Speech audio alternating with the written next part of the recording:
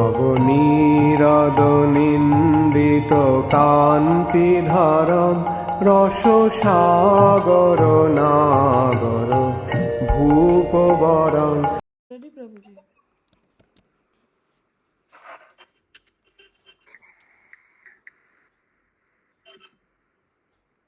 प्रभु जी विश्व पंचर के बारे में बाद में बोलना है। कहो के आगे। हाँ। हरे कृष्णा, दंडवत प्रणाम। हम लोग श्रीमद् भागवतम के दूसरे स्कंद में हैं। 5वां अध्याय चल रहा है। आज हम लोग श्लोक संख्या 32 से कंटिन्यू करेंगे। आज हम लोग 32 से 36 तक करेंगे। 32 नंबर श्लोक। यदैते असंगता भाव यदीते असंगता भाव भूतेन्द्रिया मनोगुणः भूतेन्द्रिया मनोगुणः यदा यातना निर्मने यदा निर्मलानि नाशे कुर ब्रह्मवित्तम नाशेतु ब्रह्मवित्तम्। ये शशि जायसवाल माता जी। यस प्रभु जी।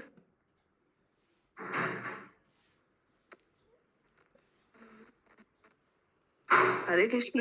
हरे कृष्णा। नेटवर्क कैसा है माता जी? अच्छा है नेटवर्क? वृंदावन में नेटवर्क ठीक है? नहीं प्रभु जी, यहाँ पे नेटवर्क ठीक नहीं रहेगा, छूट गया, कटेगा। यस सुनीति राधिका माता जी।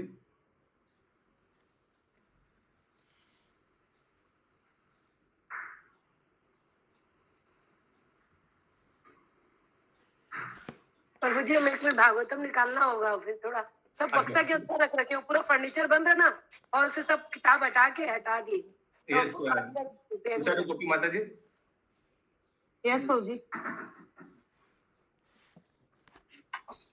हरे कृष्णा प्रभु जी, धन्यवाद प्रणाम। 32 नंबर अनुवाद। हाँ अनुवाद।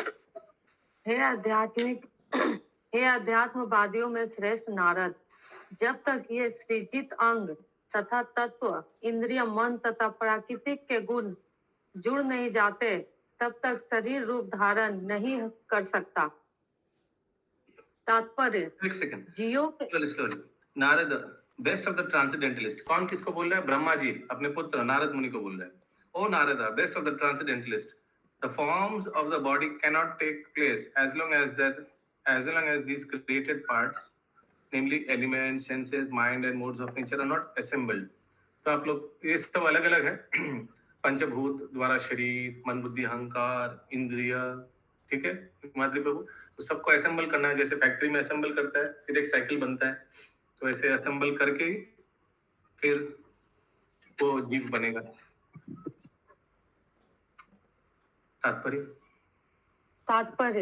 जीवों के विविध प्रकार की शारीरिक संरचनाएं उन विभिन्न प्रकार की मोटर कारों जैसी हैं, जिन्हें विभिन्न पुर्जों को जोड़ करके निर्मित किया जाता है।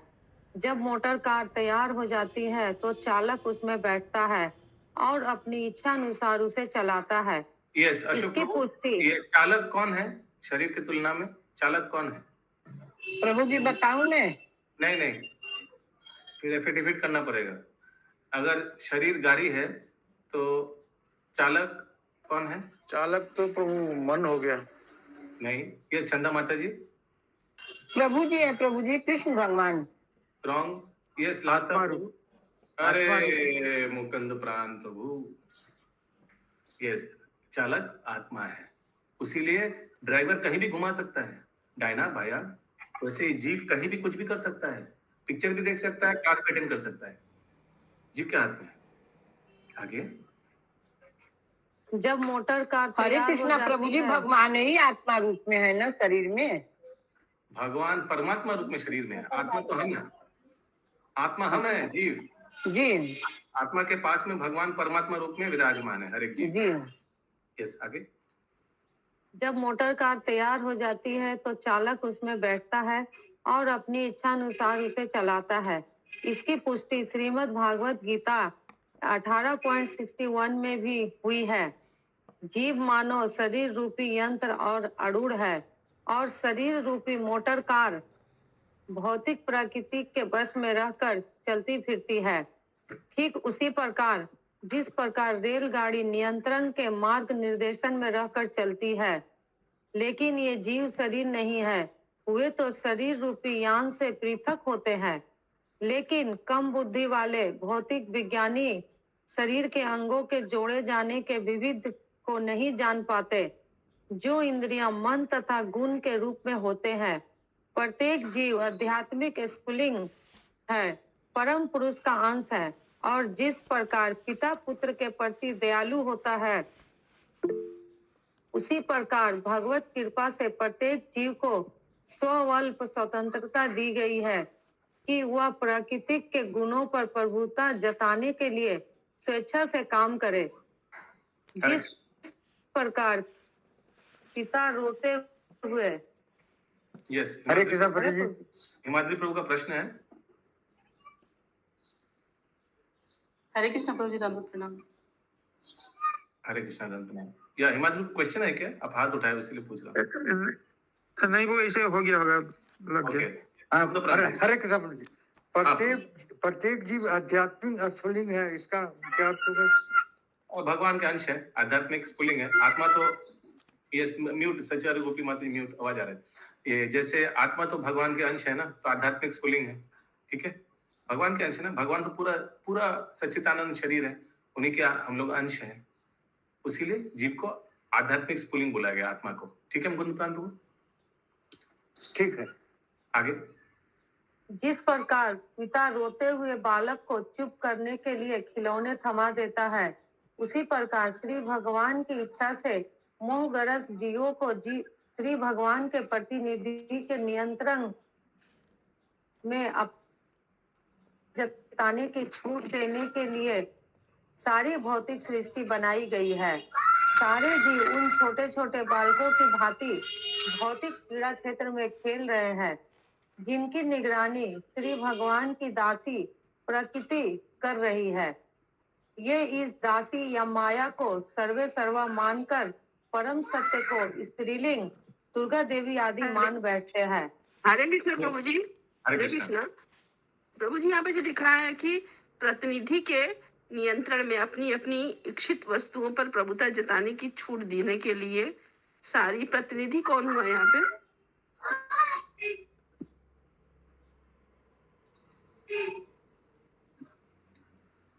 वो लाइन फिर से पढ़िए, हमको देखना पड़ेगा इंग्लिश में क्या है।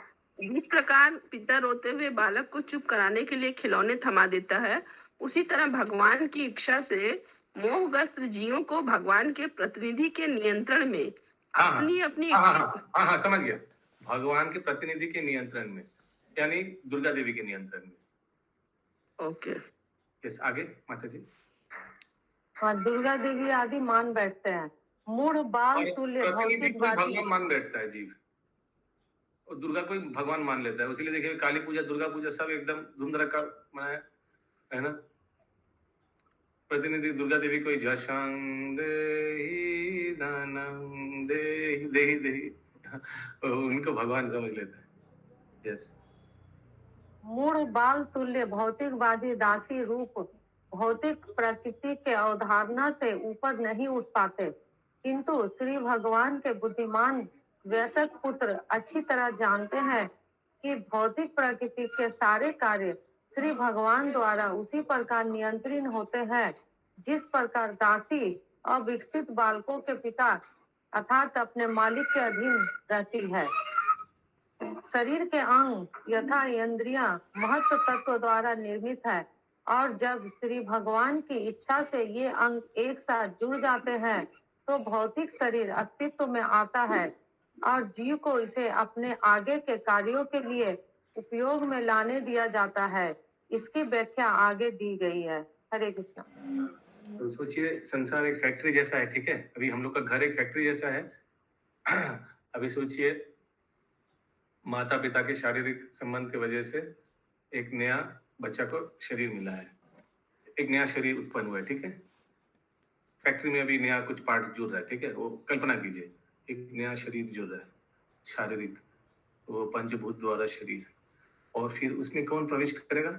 एक आत्मा जो अभी अभी कुछ देर आगे मृत्यु हुआ है, तथा देहांतरा प्राप्ति, वो अभी देहांतर यानी चेंज ऑफ बॉडी कर रहा है, वो पुराना मृत्यु वाला बॉडी से बाहर निकाल के ये जो माता पिता जो नया शरीर तैयारी कर रहा है उसी में घुस रहा है। क्या लेके घुस रहा है वो आत्मा?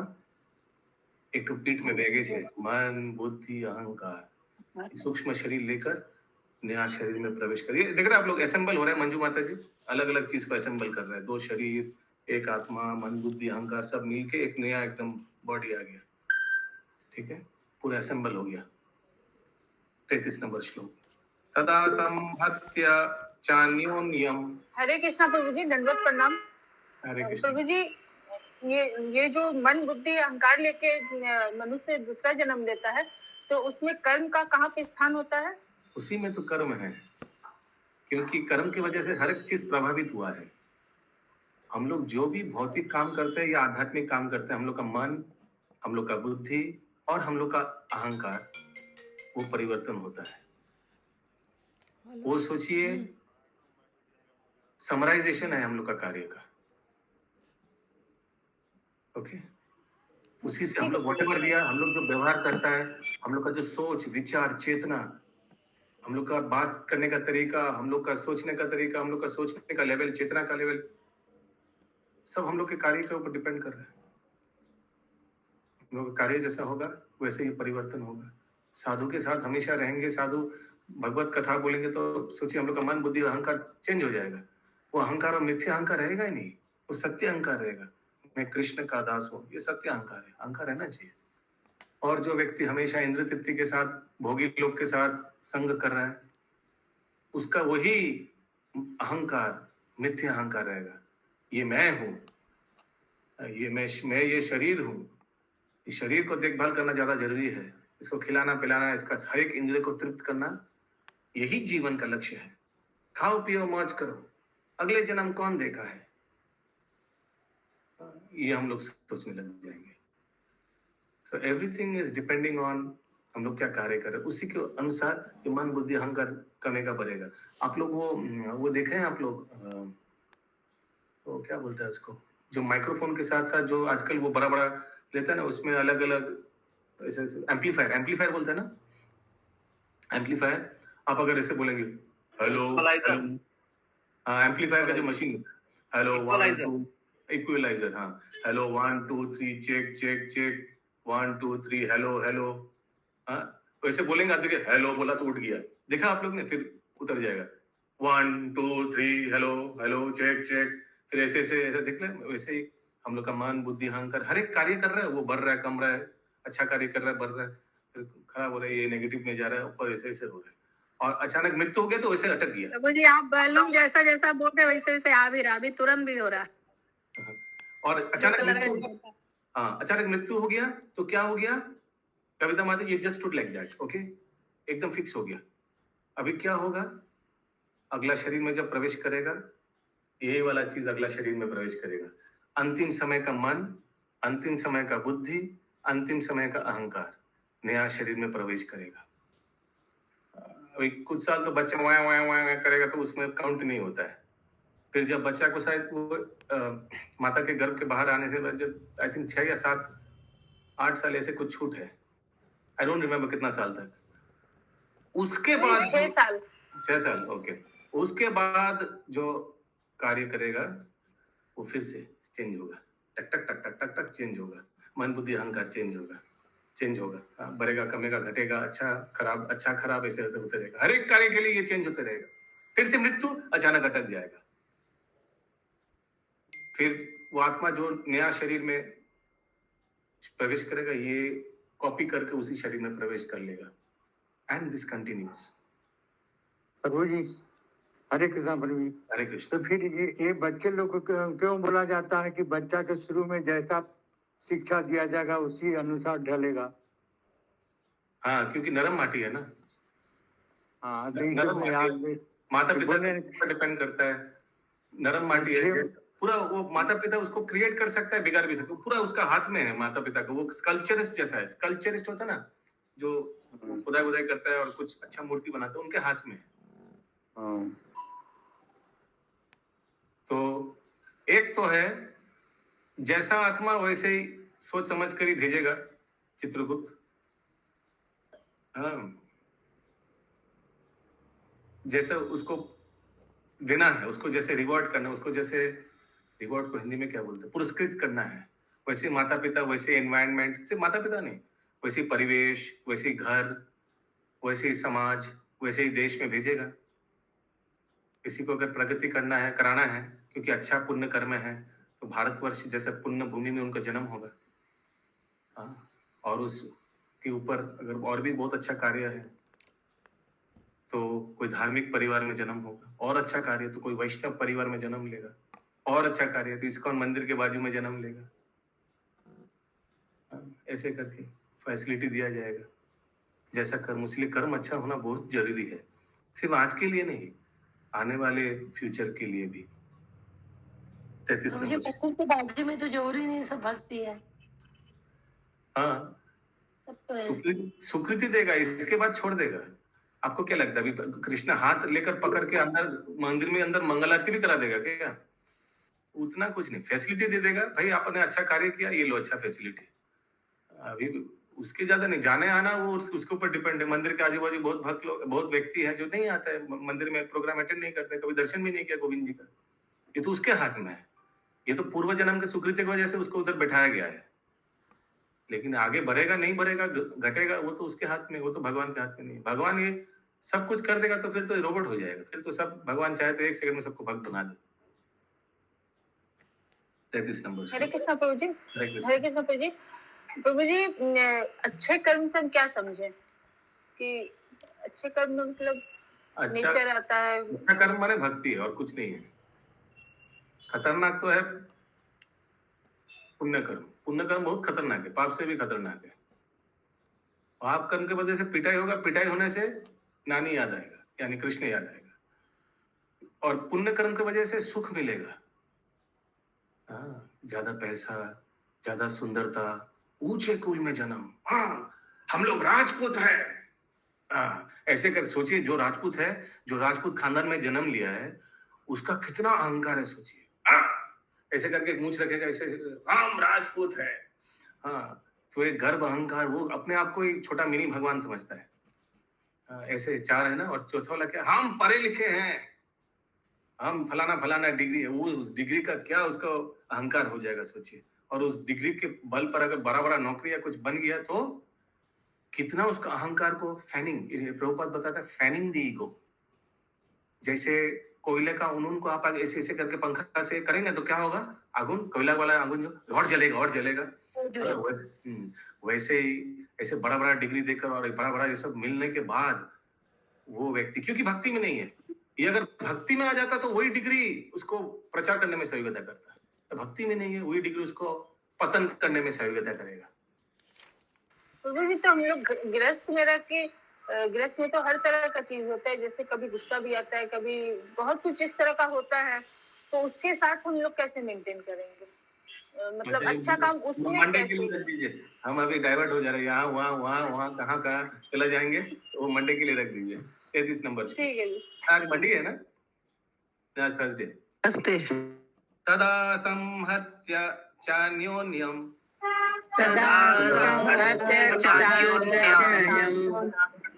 भगवच्चक्ति चोदितः तदा सात्वम् उपदाय उभयं शश्रुजुर्हिरध्य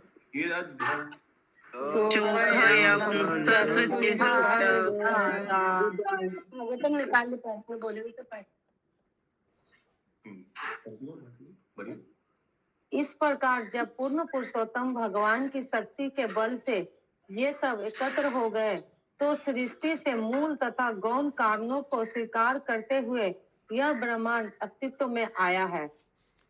और एक बार माता जी।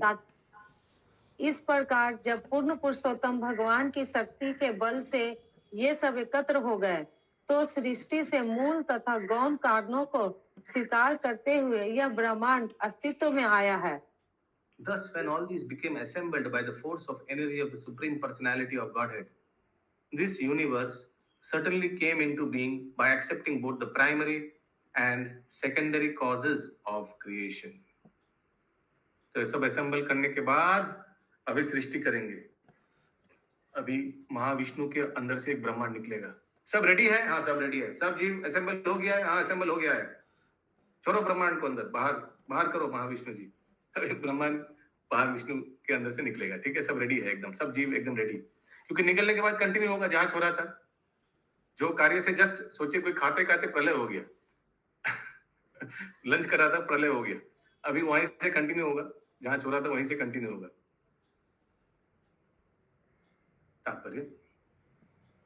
तात्पर्य इस श्लोका में स्पष्ट उल्लेख हुआ है कि सृजन के लिए श्री भगवान अपनी विभिन्न शक्तियां प्रयुक्त करते हैं। ऐसा नहीं है कि वे स्वयं भौतिक जगत में रूपांतरित हो जाते हैं। वे अपने विभिन्न शक्तियों द्वारा, अपने पूर्ण अंशों द्वारा अपना विस्तार करते हैं। कभी कभी ब्रह्म ज्योति के आध्यात्मिक आकाश के एक कोने में आध्यात्मिक बादल प्रकट होता है और इस तरह आच्छादित भाग महत तत्व कहलाता है। तब श्री भगवान अपने महाविष्णु अंश द्वारा इस महत तत्व के जल में शयन करते हैं और इस जल को कराना नव अर्थात कारण जल कहा जाता है। जब महाविष्णु इस कारण जल में सोते रहते हैं, तब उनकी श्वास के साथ असंख्य ब्रह्मांड जन्म लेते रहते हैं। ये ब्रह्मांड तैयार रहते हैं। श्वास छोड़ने के साथ ब्रह्मांड जन्म लेता है, माने अंदर जो था वो बाहर आ जाता है। क्लियर है? सांस के साथ माने सांस छोड़ने के साथ, जब ब्रीद आउट होता है तो जो ब्रह्मांड अंदर घुस गया था प्रलय के समय अशोक प्रभु, वो क्या होता है, वो बाहर आ जाता है। ठीक है अशोक प्रभु, हरे कृष्ण, बाहर आ गया। ठीक है, ये आगे। तब उनकी श्वास के साथ असंख्य ब्रह्मांड जन्म लेते रहते हैं। ये ब्रह्मांड तैरते रहते हैं और ये कारण जल में चारों ओर बिखर जाते हैं। ये महाविष्णु प्रभु तैरते रहते का अर्थ क्या है? ब्रह्मांड तैरते रहते हैं, ब्रह्मांड अपने लेवल में फ्लोट करते रहते हैं, जैसे सब इधर इधर है सब। यस, आगे। और ये कारण जल में चारों ओर बिखर जाते हैं। वे महाविष्णु के श्वास के समय तक ही टिके रहते हैं। कब तक टिके रहते हैं? श्वास के समय माने श्वास लेने के समय तक, यानी ब्रह्मा जी के आखिरी दिन तक टिके रहते हैं। ब्रह्मा जी का आखिरी दिन में क्या होगा? महाविष्णु श्वास लेगा, इनहेल सब अंदर गया, एक्सहेल सब बाहर आया। यस, आगे। यही महाविष्णु पुनः गर्भोदक्षाई विष्णु के रूप में प्रत्येक ब्रह्मांड में प्रवेश करते हैं और वहाँ वह नाग जैसे शेष अवतार पर लेटे रहते हैं। उनकी नाभि से कमल नाल फूट निकलता है और इस कमल के ऊपर ब्रह्मांड के स्वामी ब्रह्मा उत्पन्न होते हैं। तब ब्रह्मा इस ब्रह्मांड के भीतर सभी प्रकार के जीवों को उनकी इच्छा अनुसार विभिन्न प्रकार का आकार प्रदान करते हैं। 84 लाख योनि से पूरा भरा देता है। एक एक ब्रह्मांड पूरा 84 लाख योनि से भर देता है और फिर उसमें एक एक जीव में कौन प्रवेश करता है? भारती माता जी, आत्मा। आत्मा नहीं, जीव तो हो गया, वो जीव तो आ गया। हाँ, क्षीरोदक्षाई विष्णु परमात्मा रूप में, परमात्मा रूप में। आगे। वे सूर्य, चंद्रमा तथा अन्य देवताओं को भी उत्पन्न करते हैं। हर एक ब्रह्मांड के लिए एक सेट बना देता है। एक सेट देवीगॉड, 33 करोड़ देवी देवता, एक तो सूर्य, एक तो चंद्रमा, और एक ब्रह्मांड। दूसरे ब्रह्मांड के लिए फिर 33 करोड़ देवी देवता, एक सूर्य, एक चंद्र, फिर तीसरे ब्रह्मांड। हर एक ब्रह्मांड के लिए एक एक सेट, एक एक ब्रह्मा जी, एक एक मनु, हर एक ब्रह्मा जी, हर एक ब्रह्मांड के लिए एक एक रहता है सेट। ठीक है, जैसे हर एक सूर्य चंद्रमा तो वो अलग, ये एक ही ब्रह्मांड में आते हैं। हर एक ब्रह्मांड में एक एक सूर्य, एक चंद्रमा है। हर एक ब्रह्मांड में एक ब्रह्मा जी है, एक मनु है। ठीक है, तो ब्रह्मांड कितने देखा जाएगा? जैसे कि ब्रह्मांड माने 14 भुवन, पूरा 14 भुवन को लेके एक ब्रह्मांड होता है। अच्छा अच्छा, ठीक। जैसे सोचिए आप डलहौसी में जाएंगे, हर एक ऑफिस है, बड़ा बड़ा बिल्डिंग है, हर एक ऑफिस में एक पियोन है, एक दरवान है, एक इलेक्ट्रिशियन है, एक प्लम्बर है। वैसे ही हर एक ब्रह्मांड में एक इंद्र है, एक ब्रह्मा है, एक सूर्य है, एक चंद्रमा है। तो हर एक ब्रह्मांड में हर एक, यानी जितने प्लैनेट है सब एक ही ब्रह्मांड में है। ब्रह्मांड माने 14 भुवन है ना? जितने सूर्य लोक, चंद्र लोक, ये जो लोक अलग अलग हैं। ये सब एक ही ब्रह्मांड के अंदर आते हैं। हाँ, हर एक ब्रह्मांड में एक चंद्रलोक होगा, एक सूर्यलोक होगा, एक सूर्य देव होगा, कभी वो विवासवान होगा, कोई भी दूसरा नाम होगा। ठीक है। ये तो इस भौतिक सृष्टि के मुख्य शिल्पी स्वयं श्री भगवान है। जैसा कि श्रीमद् भागवत गीता 9.10 में पुष्टि की गई है, वे ही प्रकृति के सारे चर तथा अचर प्राणियों को उत्पन्न करने के लिए निर्देश करते हैं। भौतिक सृष्टि दो प्रकार की है, महाविष्णु द्वारा सामूहिक ब्रह्मांडों की सृष्टि जैसा ऊपर बताया गया है, तथा एकाकी ब्रह्मांड की सृष्टि। इन दोनों का सृजन श्री भगवान द्वारा होता है और इस तरह ब्रह्मांड अपना रूप धारण करता है, जैसा हम देख सकते हैं। हरे कृष्णा। बहुत इंपॉर्टेंट लास्ट वाला। There are two types of mode of creation. The creation of collective universes as stated above, done by Mahavishnu. यहाँ महाविष्णु श्वास प्रश्वास छोड़ा और जो जहां से खत्म हुआ था वहां से कंटिन्यू। समझ में आ रहा है? बुझते पाचन भागीरथा माता जी, पॉज हुआ था, जब पॉज हुआ था वो कंटिन्यू हुआ। महाविष्णु जब छोड़ा, श्वास छोड़ा, तो जहां रुका था वहां से फिर से कंटिन्यू हुआ। और दूसरा वाला क्या है, एकदम एक ब्रह्मांड में गर्भोदक्षाई विष्णु घुसकर ब्रह्मा जी को अपने नाभि से उत्पन्न कर 84 लाख योनि से पूरा फ्रेश ब्रह्मा जी पूरा भर दिया उस ब्रह्मांड को, फ्रेश, जीरो से शुरू। समझ में आया संगनी श्याम माता? बाकी वाला नहीं समझ में आया प्रभु। हाँ, एक तो है कंटिन्यू। सोचिए आप पिक्चर देख रहे हैं, पॉज कर दिया, रिमोट से पॉज किया, फिर आप थोड़ा वॉशरूम गए, फिर वापस आया, प्ले कर दिया। तो जब पॉज किया तब सोचिए हीरो मुक्का मार रहा था, वैसे रुक गया। फिर जब प्ले किया आपने, मुक्का मार दिया। ठीक है, तो वैसे ही जब अचानक ब्रह्मा जी का आयु खत्म हो गया, प्रलय हो गया, सब जीव जो कार्य कर रहा था वही रुक गया, ब्रह्मांड अंदर चला गया महाविष्णु के। फिर जब महाविष्णु ने श्वास छोड़ा, फिर से वहीं से कंटिन्यू किया जो कार्य कर रहा था। ठीक है अशोक प्रभु, ये एक नंबर। और 2 नंबर क्या है, एक एक ब्रह्मांड में गर्भोदक्षाई विष्णु घुसा, नाभि से ब्रह्मा जी उत्पन्न हुआ। ब्रह्मा जी मनु शतरूपा को सृष्टि किया, मनु शतरूपा ने 84 लाख योनि को सृष्टि किया और 84 लाख योनि से पूरा ब्रह्मांड भर गया और फिर कार्य चलने लगा। ये दूसरी तरह का सृष्टि है। इसका एग्जाम्पल कौन होगा प्रभु? ये अभी जो ब्रह्मांड दो बताए गए एग्जाम्पल, ये तो एग्जाम्पल है 2 प्रकार का।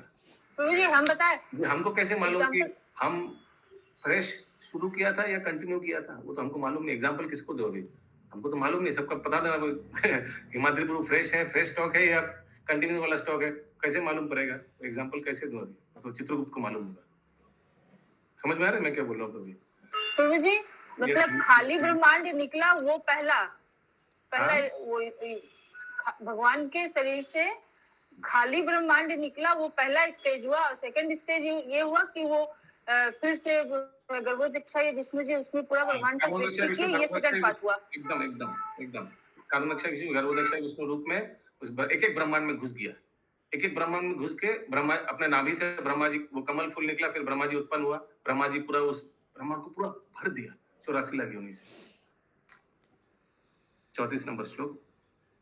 वर्षपूग सहस्रान्ते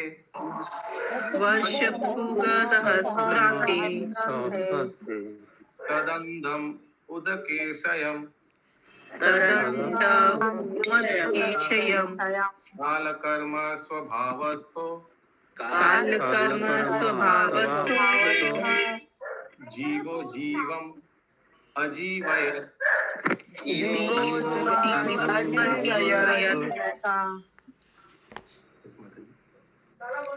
इस प्रकार सारे ब्रह्मांड हजारों युगों तक जल के भीतर कारण जल में पड़े रहे। समस्त जीवों के स्वामी ने उनमें से प्रत्येक में प्रवेश करके उन्हें पूरी तरह सजीव बनाया। Thus all the universes remained thousands of aeons within the water, the causal ocean, and the Lord of living being entering in each of them caused them to be fully animated. अच्छा, तो तात्पर्य पढ़ते और clear आएगा। तात्पर्य, यहाँ पर श्री भगवान को जीव कहा गया है क्योंकि वे अन्य सारे जीवों के नायक है। वेदों में उन्हें नित्य अर्थात अन्य सभी नित्यों के नायक कहा गया है। जीवों के साथ श्री भगवान का संबंध वैसा ही है जैसा पिता का पुत्रों के साथ होता है। गुणात्मक रूप से पुत्र तथा पिता समान होते हैं, किंतु पिता ना तो पुत्र होता है, ना पुत्र कभी उत्पन्न करने वाला पिता होता है। इस तरह जैसा कि ऊपर कहा जा चुका है, गर्भोदक्षाई विष्णु या हिरण्यगर्भ परमात्मा प्रत्येक ब्रह्मांड में प्रवेश कर जाते हैं और प्रकृति के गर्भ से जीवों को उत्पन्न करके उसे सजीव बनाते हैं। जैसा का श्रीमद् भागवत गीता 14.3 में पुष्टि हुई है। भौतिक सृष्टि के प्रत्येक प्रलय के बाद सारे जीव श्री भगवान के शरीर में लीन हो जाते हैं और सृजन के पश्चात वह पुनः भौतिक शक्ति में गर्भस्थ होते हैं। तो भौतिक अस्तित्व में भौतिक शक्ति ही जीवों की माता और श्री भगवान उनके पिता प्रतीत होते हैं। तथापि जब जीवन प्रदान किया जाता है तब सारे जीव काल तथा शक्ति के वशीभूत होकर अपना स्वाभाविक कार्य पुनः करने लगते हैं और इस तरह नाना प्रकार के जीव प्रकट होते हैं। अतएव श्री भगवान ही इस जगत को सजीव बनाने के कारण स्वरूप है। हरे कृष्ण। हरे कृष्ण। किसी का कोई प्रश्न है? कोई लाइन समझ में नहीं आया?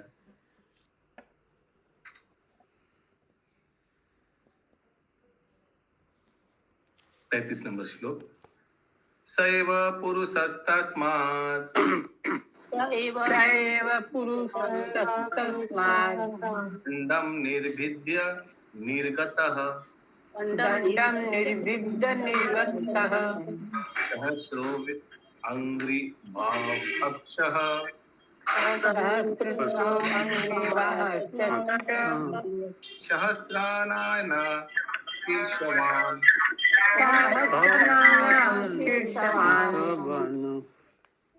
Yes, ma'am. यद्यपि श्री भगवान कारण सागर में शयन करते रहते हैं, किंतु वे उससे बाहर निकलकर और अपने आप को हिरण्यगर्भ के रूप में विभाजित करके प्रत्येक ब्रह्मांड में प्रविष्ट हो गए और उन्होंने हजारों हजारों पांव, भुजा, मुंह, सिर वाला विराट रूप धारण कर लिया। The Lord Mahavishnu, although lying in causal ocean, came out of it and dividing himself as Hiranyagarbha, he entered into each universe and assumed the Virat Rupa with thousands of legs, arms, mouth, heads, etc. हर एक ब्रह्मांड में भगवान विराट रूप में प्रवेश किया। यानी भगवान में एक्चुअली जितना जीव है, जितना 84 लाख योनि में जो है, सब तो विराट रूपी है। उस हिसाब से देखिए, ठीक है? जितना देवी देवता सब तो विराट रूप में, जितना असुर है सब विराट रूप में। हिरण्यगर्भ के रूप में प्रभु जी इसका हिरण्यगर्भ के रूप में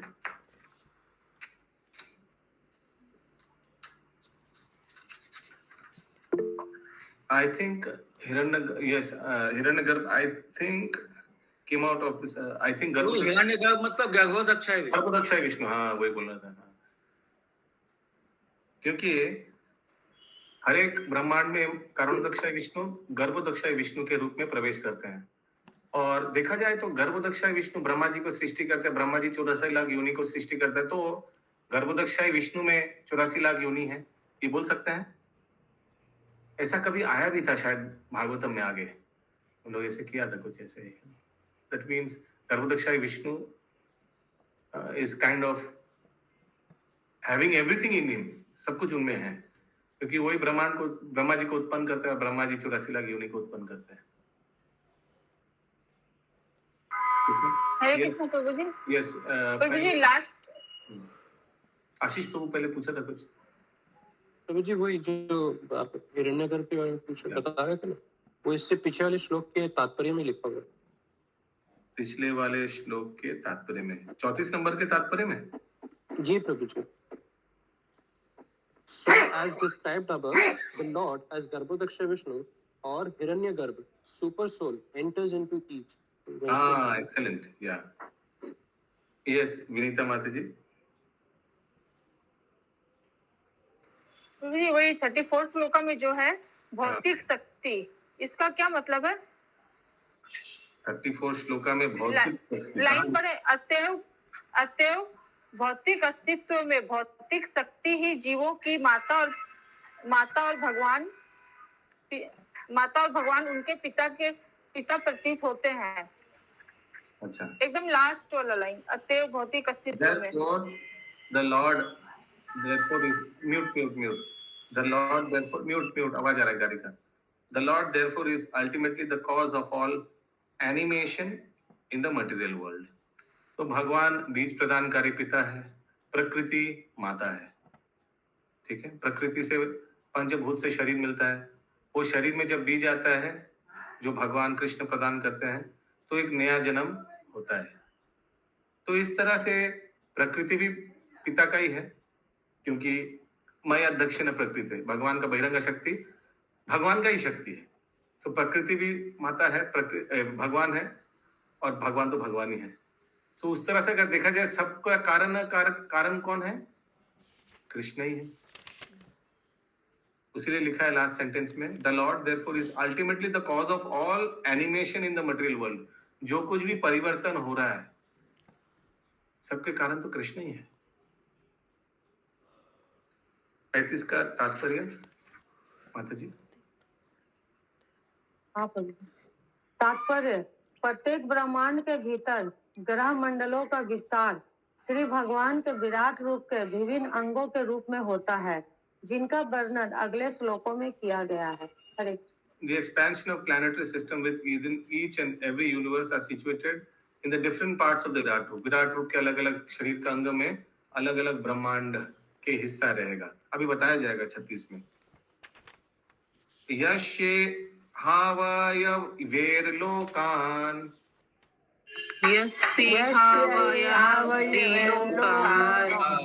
कल्पयन्ति मनीषिणः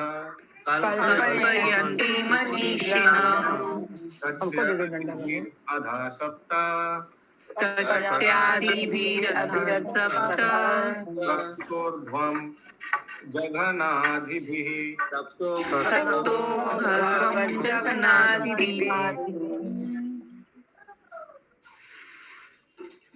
बड़े बड़े दार्शनिक कल्पना करते हैं कि ब्रह्मांड में सारे लोग श्री भगवान के विराट शरीर के विभिन्न ऊपरी तथा निचले अंगों के प्रदर्शन है. फिर से. बड़े बड़े दार्शनिक कल्पना करते हैं कि ब्रह्मांड में सारे लोग श्री भगवान के विराट शरीर के विभिन्न ऊपरी तथा निचले अंगों के प्रदर्शन है. Great philosophers imagine that the complete planetary system, यानी 14 भुवन, in the universe are displays of his different upper and lower limbs of the universal body of the Lord. ये 14 भुवन क्या है? ऊपर और नीचे वाला अंग है ये विराट रूप का. ठीक है पंकज प्रभु. यस. आगे तात्पर्य. That means in one Brahmand there will be one Virat Roop. No, it's not like that. They're comparing. You see, I'll tell you the translation of the next shlok. The Brahmanas represent his mouth, the Kshatriyas his arm, the Vaishyas his thigh, and the Shudras are his legs. So it is just giving an analogy, like comparing the different parts of a Brahmand with the body of Virat Roop. Okay. Virat रूप में प्रवेश करते हैं ब्रह्मांड में. इसका अर्थ क्या है? विराट रूप में तो पूरा 84 लाख योनि है. तो 84 लाख योनि से एक ब्रह्मांड भर जाना वही उसी का अर्थ है. ऐसा नहीं कि भगवान एक विराट रूप में इसे प्रवेश किया इसे, ऐसा नहीं है. विराट रूप माने क्या? विराट रूप माने 84 लाख योनि. अब विराट रूप को देखिए, उसमें सब कोई है.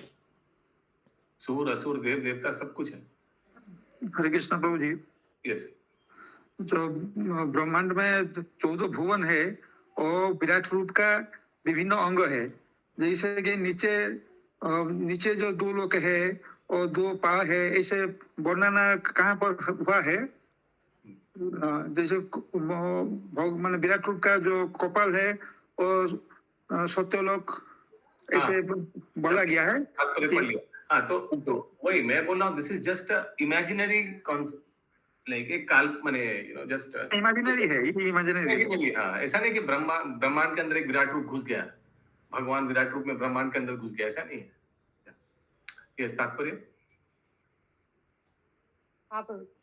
तात्पर्य कल्पयंती शब्द महत्वपूर्ण है। इसका अर्थ है कल्पना करते हैं। श्री भगवान का विराट रूप उन दार्शनिक की कल्पना है जो भगवान श्री कृष्ण के दो भुजाओं वाले शाश्वत रूप को समझ नहीं पाते। यद्यपि महान दार्शनिकों द्वारा देखिए, विराट रूप किसके लिए है? जो कृष्ण का नहीं मानता है, समझ नहीं आता है, उसके लिए विराट रूप है। मैक्सिमम आप देखिएगा, सोच के देखिए, कैलेंडर में विराट रूप दिखता है, कैलेंडर में आप लोग बहुत दिखेंगे। तो जड़ जगत में लोग विराट रूप को बहुत स्वीकार करते हैं, यद्यपि कृष्ण को नहीं स्वीकार करते हैं, लेकिन विराट रूप को मानते हैं। ये है, ऐसा होता है। तो हरे कृष्ण बाबू जी। हरे कृष्ण। बाबू जी, विराट रूप को नहीं मानते क्योंकि वो लोग देखते हैं कि वो विराट रूप को मानते हैं। रूप जो है भगवान का, वो विराट रूप को मानते हैं। नहीं, वो जो मानते हैं वो ये नहीं समझ पाते कि वो इतना पावरफुल हो सकता है, तो ऐसा सिंपल कैसे हो सकता है कोई। हाँ, करेक्ट। तो इसलिए वो उसको एक्सेप्ट नहीं करते, तो उनको एक बड़ा कुछ चाहिए, वो अंडरस्टैंडिंग। विराट रूप में एकदम असुर ऐसे तो वो मानते हैं कि हाँ, वो कोई क्रिएटर या कंट्रोलर हो सकता है। हाँ, ये कौन? ये एक हाथ में बांसुरी लेके खड़ा है, ये क्या हो सकता है? Correct, very good. आगे। यद्यपि महान दार्शनिकों द्वारा कल्पित श्री भगवान का विराट रूप श्री भगवान के असंख्य रूपों में से एक है, किंतु यह न्यूनाधिक काल्पनिक ही है। ऐसा कहा गया है कि 7 उद्धव लोग इस विराट रूप की देखिए, तो विराट रूप काल्पनिक ही है। विराट रूप काल्पनिक ही है। विराट रूप ऐसा नहीं कि भगवान कभी विराट रूप का एक अवतार लिया और लीलाएं किया, जैसे भगवान ने नरसिंह रूप में अवतार लिया और लीलाएं किया, ऐसा नहीं है। अर्जुन को महाभारत में विराट रूप दिखाया गया, दुर्योधन को भी दिखाने का प्रयास को देख नहीं पाया, धृतराष्ट्र भी देख नहीं पाया। ये भगवान का महत्व दिखाने के लिए, मन उस सिचुएशन में, टू शो दैट सी, हे दुर्योधन, तू हमारे साथ युद्ध लड़ेगा, तो you want to attack me, you want to, आप हमको अरेस्ट करेगा, देखिए मैं कौन हूं। वो तो देख के भी देख नहीं पाया। तो उस सिचुएशन को संभालने की या कुछ शिक्षा देने के लिए भगवान ने वो विराट रूप दिखाया। ऐसे विराट रूप इमेजिनरी है। विराट रूप का कोई लीला या अवतार लेकर भगवान ने कुछ लीला किया, ऐसा है ही नहीं। आगे। ऐसा कहा गया है कि 7 उद्धव लोक इस विराट रूप की कटी के ऊपर स्थित है और 7 अधोलोक उनकी कटी के नीचे स्थित है। कहने का भाव यह है कि परम श्री भगवान अपने शरीर के प्रत्येक अंग से अवगत है और सृष्टि का कोई भी भाग उनके नियंत्रण से परे नहीं है। बाहर नहीं है, विराट रूप के बाहर कुछ है ही नहीं। 14 भुवन में जितना सृष्टि है, जितना जीव है, जितना लोक है, सब भगवान के विराट रूप में इंक्लूडेड है। किसी का कोई प्रश्न है? नहीं तो हम लोग दामोदर